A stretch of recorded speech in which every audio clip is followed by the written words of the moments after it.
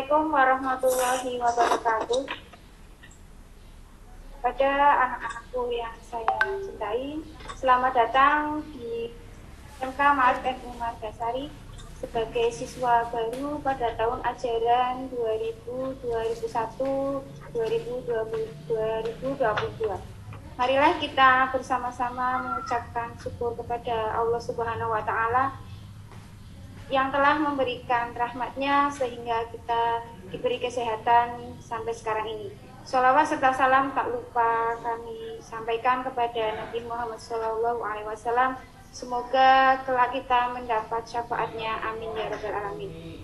Sebelumnya, perkenalkan, nama saya Ibu Huliah, biasa dipanggil Ibu Hul.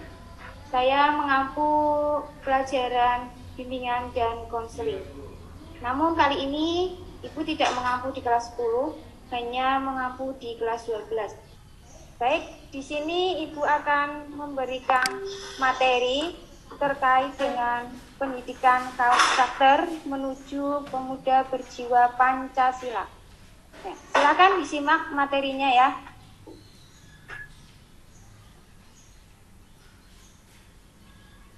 Yang pertama yaitu pendidikan karakter. Apa sih pendidikan karakter?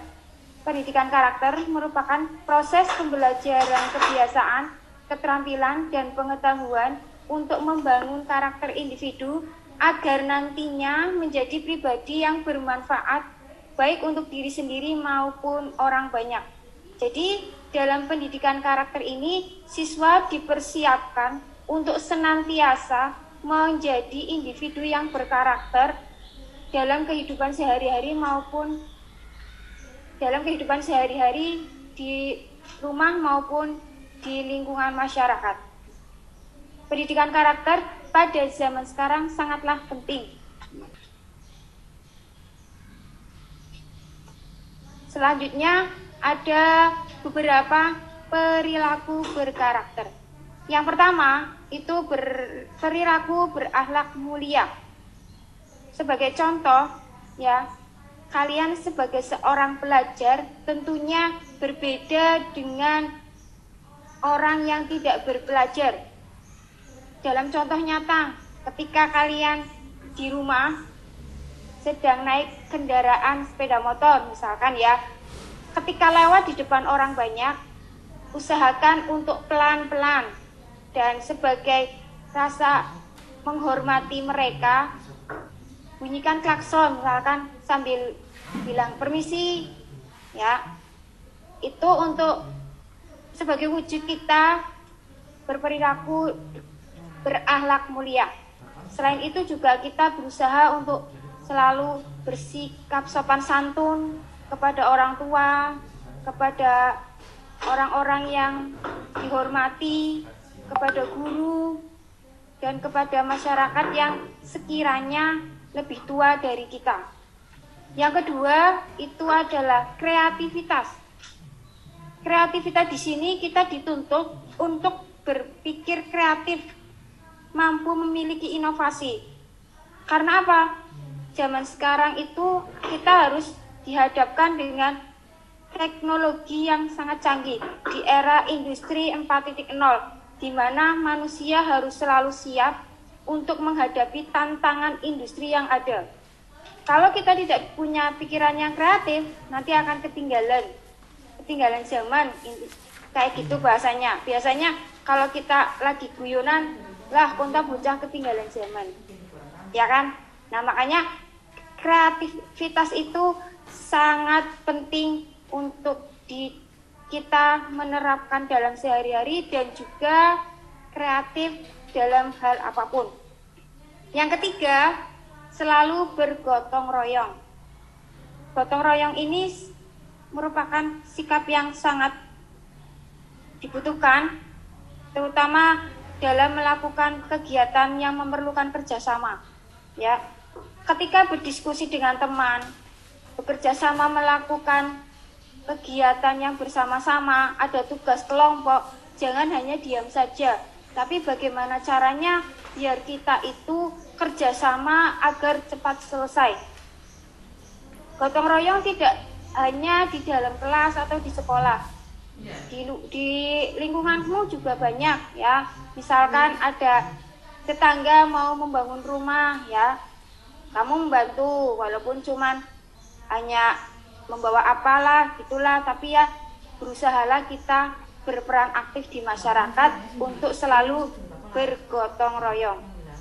Yang keempat itu kebinekaan tunggal. Kalian tahu ya, sekarang itu ada moto NKRI harga mati.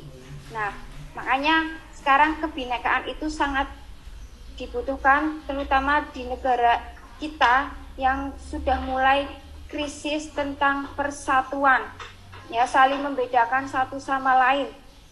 Makanya bagaimana cara kita untuk selalu memiliki Bhinneka Tunggal Ika, walaupun berbeda-beda tetap satu jua.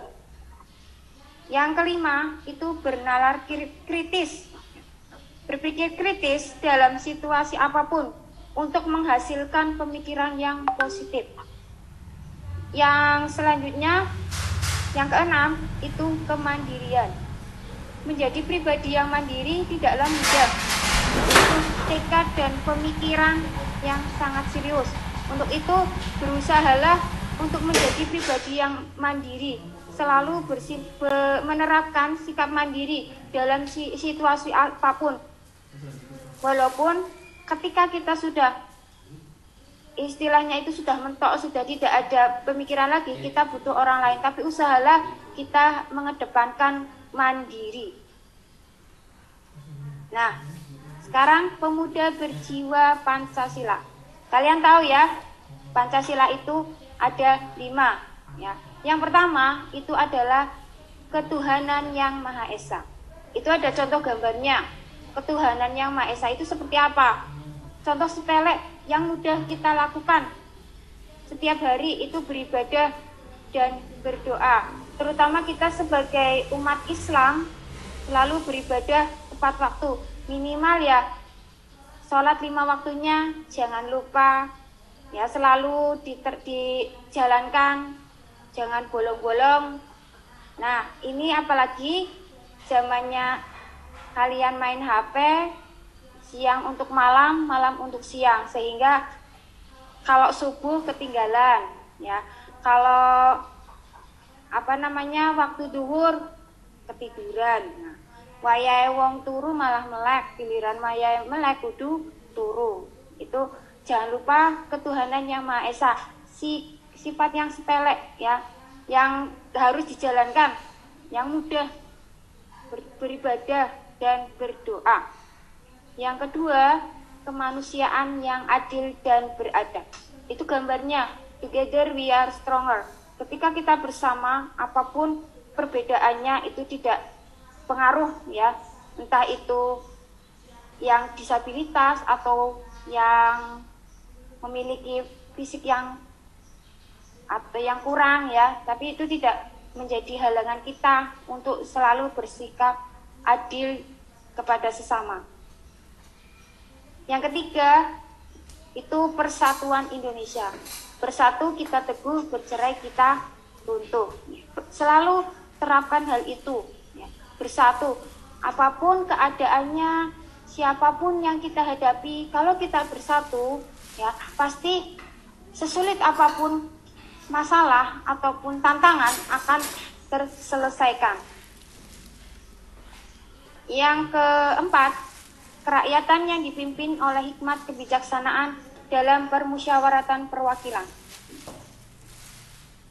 Dalam hal ini, ketika kalian menjadi seorang pemimpin, harus bersikap adil ya. Jangan berat sebelah, karena semuanya harus mampu menerapkan. Saya menjadi seorang pemimpin, jangan memilih salah satu pihak manapun ya. Ketika ada masalah butuh kelompok, kamu berusahalah untuk netral, tidak memihak satu sama lain. Dan yang terakhir itu ada keadilan sosial bagi seluruh rakyat Indonesia ya.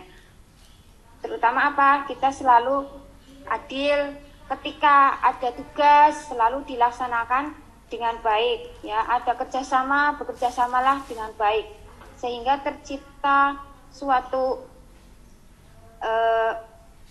kerjasama yang baik, dan juga nanti hasilnya itu akan lebih baik. Demikian tadi materi pada MPLS kali ini. Saya ucapkan terima kasih. Wassalamualaikum warahmatullahi wabarakatuh.